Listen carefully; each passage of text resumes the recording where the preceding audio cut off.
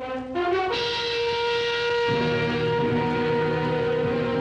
name is Konrad Styner. I'm a doctor of medicine. Tonight's story has the title, My Child's Keeper.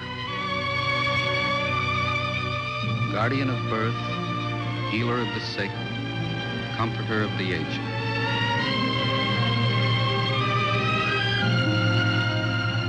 To the profession of medicine, to the men and women who labor in its cause, this story is dedicated.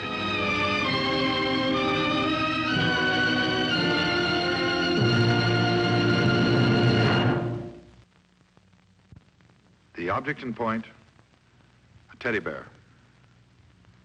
The cases in point, 2 children. From birth, both were among the world's fortunate children. They were blessed with good health, born to parents who welcomed them, loved them, gave them every protection and care. Every protection except for a few careless moments.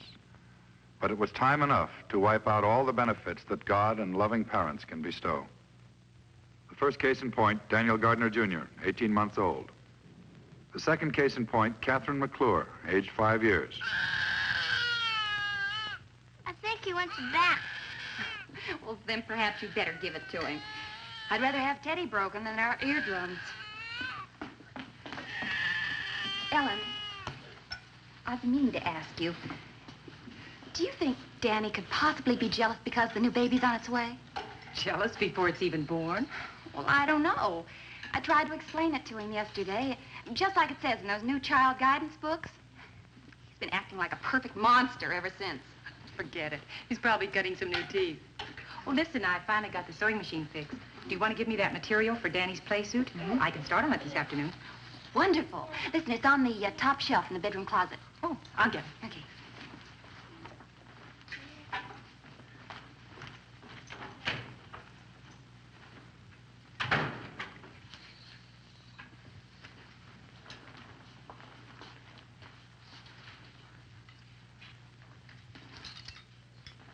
Bonnie, I can't find it anywhere. Could it be in the hall closet? I'll be right up. Kathy, I'm going upstairs for a minute. You stay and watch Danny for me, will you, huh? All right, I'll take good care of him.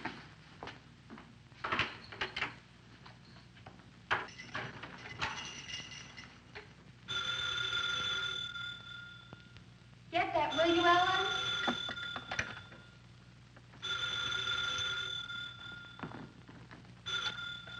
Hello? All right. I remembered I put the material in the window seat. Hello? It's Texas. Hello, Dan. Just a minute. Hello? Oh, hello, darling. Oh, that was Ellen. How are you? So am I.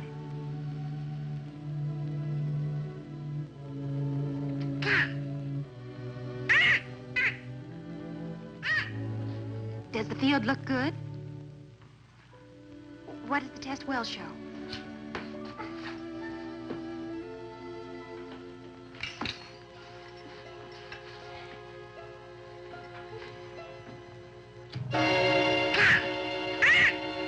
Do you think you'll be much longer than a week, Dan? You're not supposed to touch it.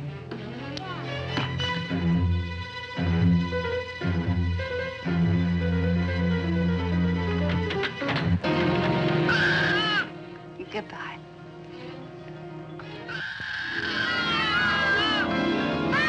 Dan said to tell you that it...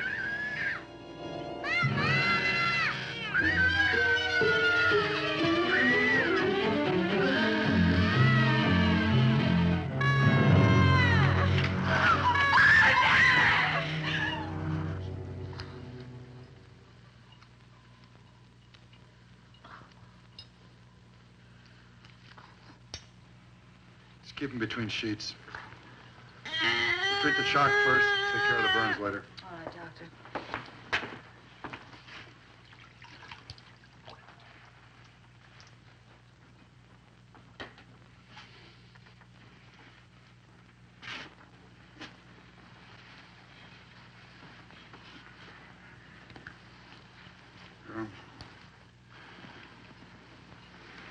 Continue with the oxygen on both children.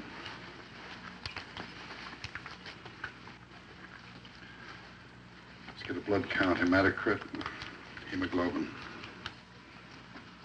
Type and cross-match blood for both children.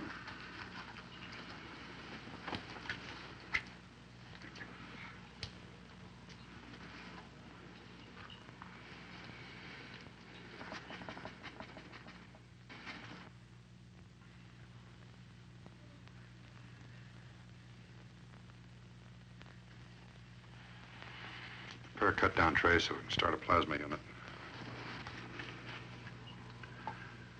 We'll calculate the fluid for both children for the next 24 hours. Keep an accurate record of the blood pressure and urinary output. Yes, Doctor. Parents got some burns themselves. Better talk to them now. Poor little kids. I understand the mothers were with them in the house when it happened. They only left them alone for a few minutes.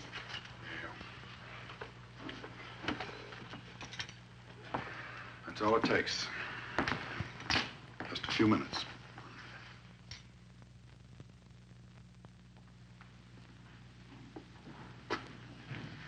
Gil. Oh, Gil. How's Kathy? And Danny? You don't know yet. Bonnie's down there.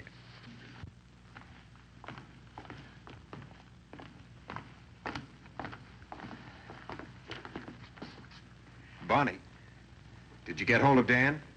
He's out somewhere. They're surveying a new oil field. His office said that they'd try to get him. Where are the kids? In the emergency room. They said Dr. Steiner'd be out as soon as they took care of them. How did it happen? Helen, how did it happen? Miss McClure?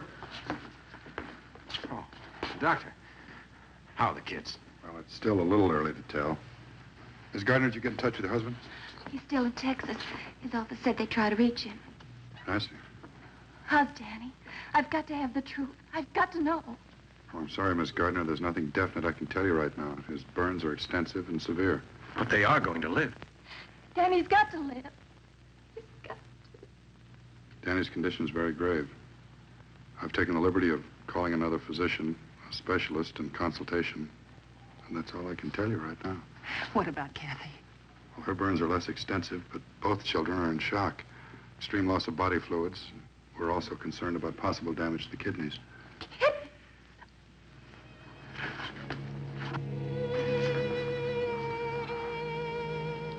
We're doing everything possible.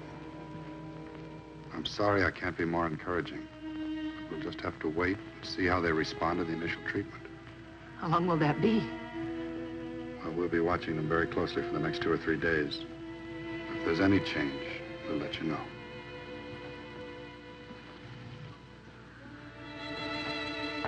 Doctor, you mean we're going to have to wait that long to see if they're going to live? That's right. We have to treat the shock before we can treat the burn.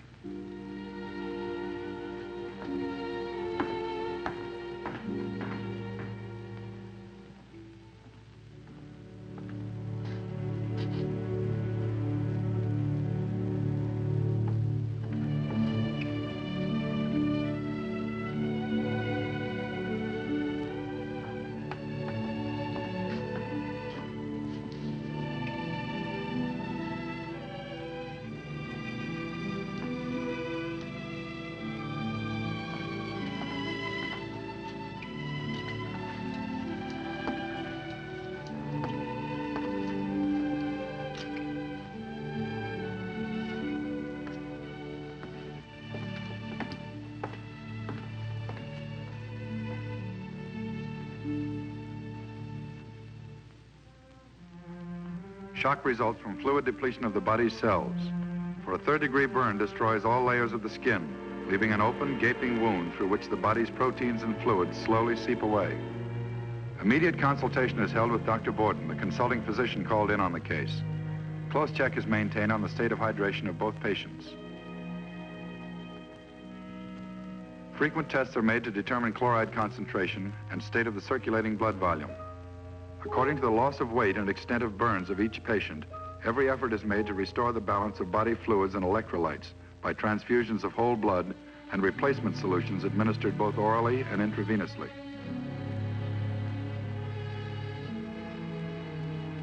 Says we have to wait.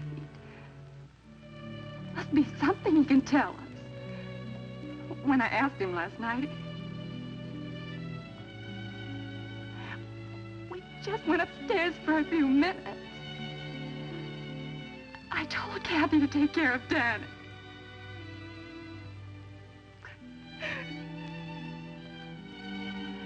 All right, dear. Hurry. I need you. Oh, please. Hurry.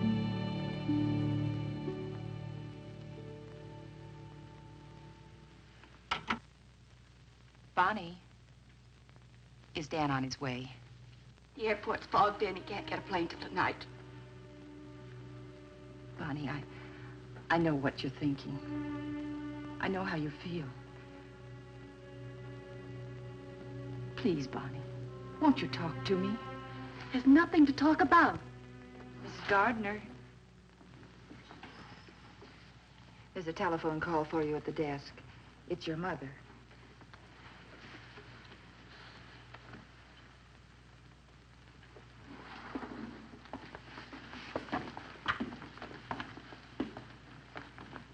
What can I do? What can I say? I don't know. What can anybody say? It's done. It's already done.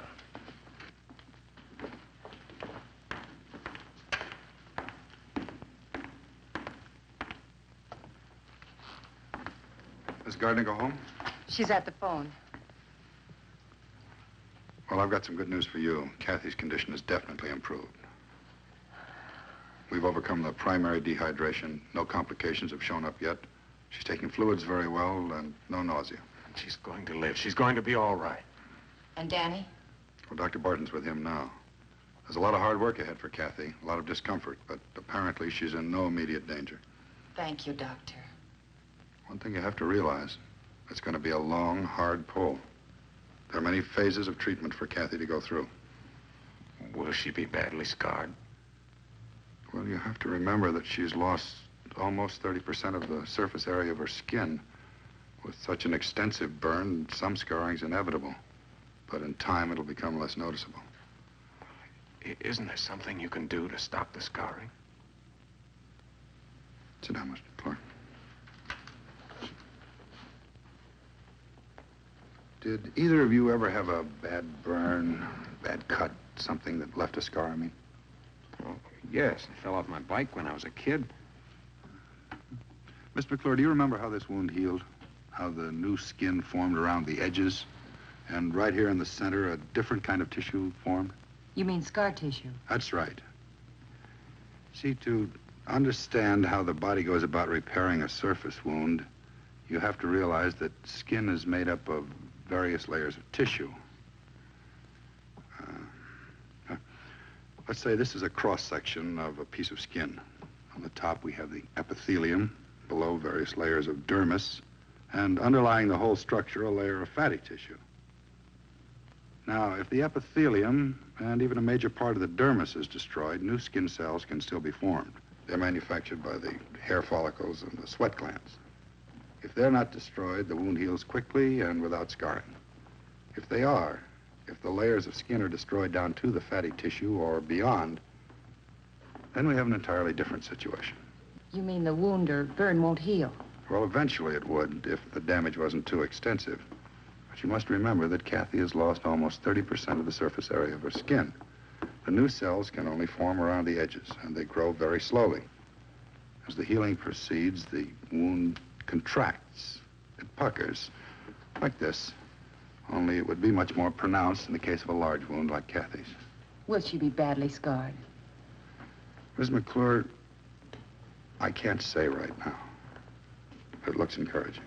And Danny, too? He'll be all right? Excuse me, Miss Gardner.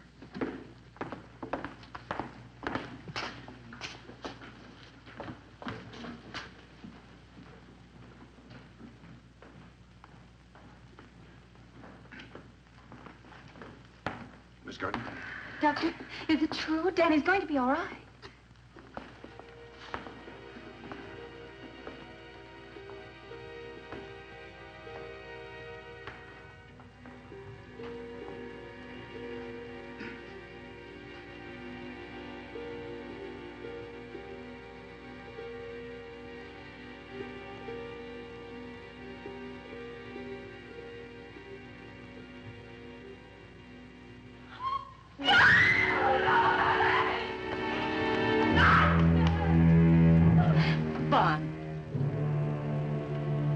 Danny's dead.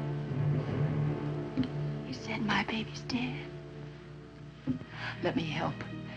Please, Bonnie, let me help you. It's too late. You can't help now. So small. It was so small. So little. All the suffering. All the pain. All the pain. Don't think about it. Please, Bonnie, try not to think about it. My baby's dead. He's dead. You say don't think about it? Don't think about it. Miss Gardner, please. You think about it, Ellen. Think about my baby. He's dead. Why is he dead? Kathy. She killed him, nobody else. Kathy killed my baby. Dead. And he's dead.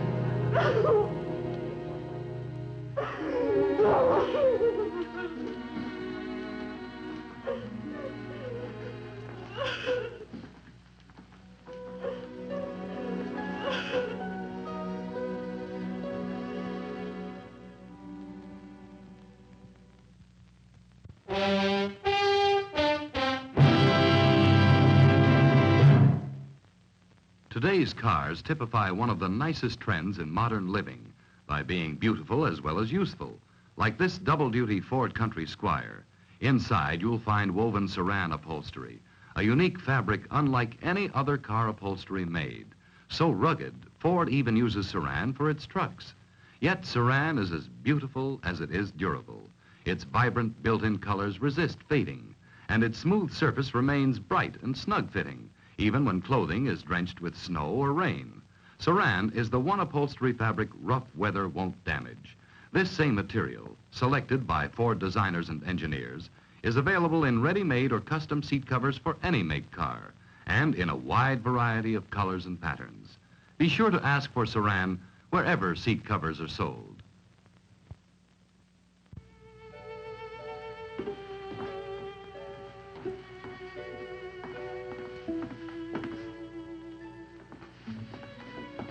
Mrs. Gardner. Mrs. Gardner. Are you sure you wouldn't like to go home now? I'll be off duty in about 30 minutes. I'd be glad to drive you home if you'd like. I already told you. I have to wait. I have to wait here.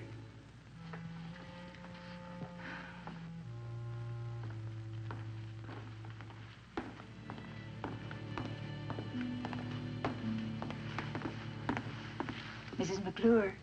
Yes? Kathy's awake now. You can see her for a few moments if you'd like. Oh, thank you. Did Mr. McClure have to leave? Just for a half hour or so. We'll be staying with Kathy for the next few nights. Just went home to pick up some things. Oh, I see. Would you come this way, please?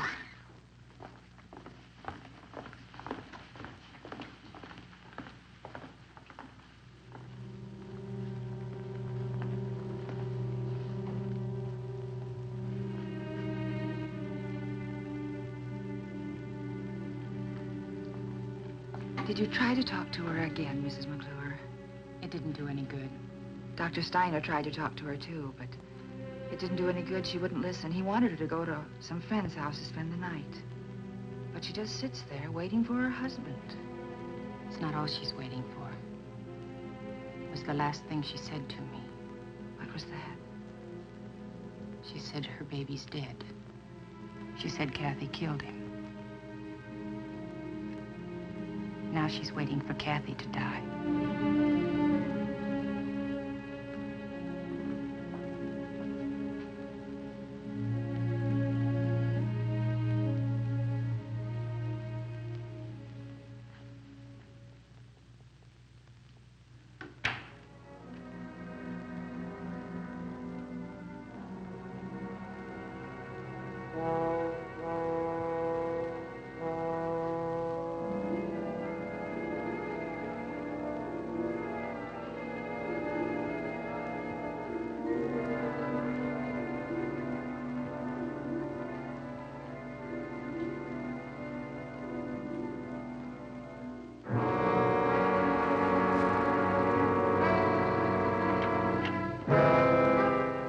Miss Gardner.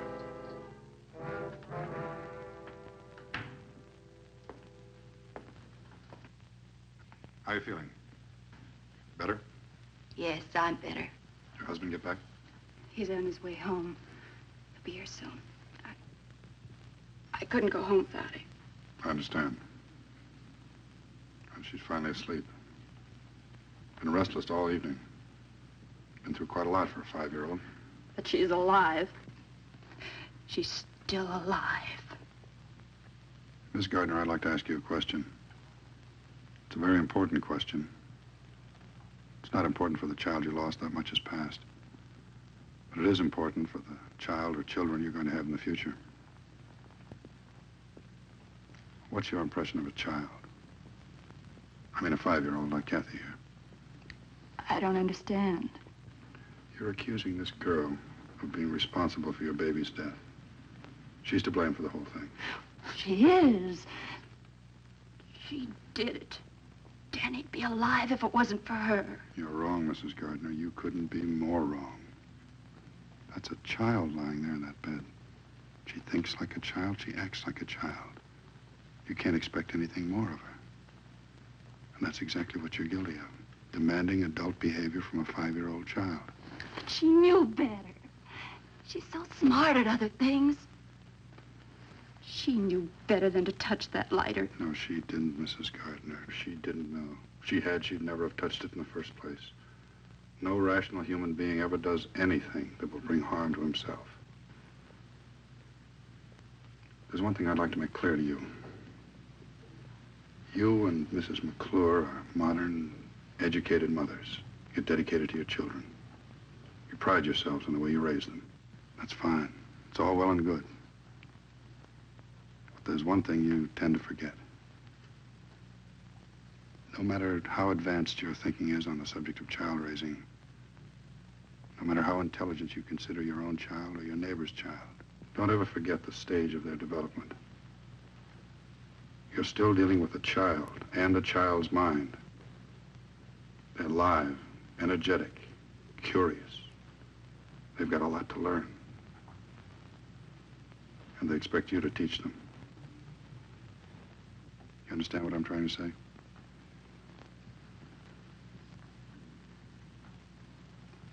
She's Ellen's daughter. Ellen should have taught her. It was her fault. I've just got one more thing to say, Ms. Gardner, and then I'll let you decide who's to blame. 3 points. First, who left the children alone? Second, who left that highly inflammable material, the curtains, so close to the baby's playpen? And third, who left that cigarette lighter within easy reach of those children? That's all I have to say, Miss Gardner.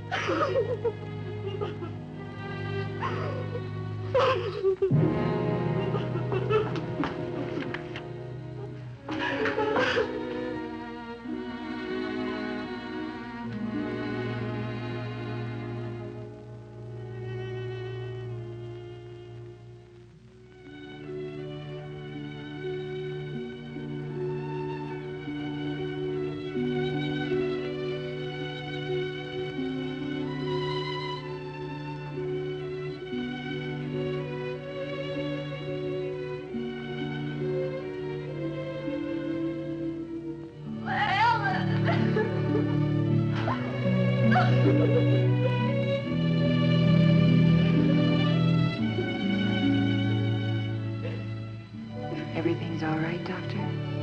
As right as we can make it.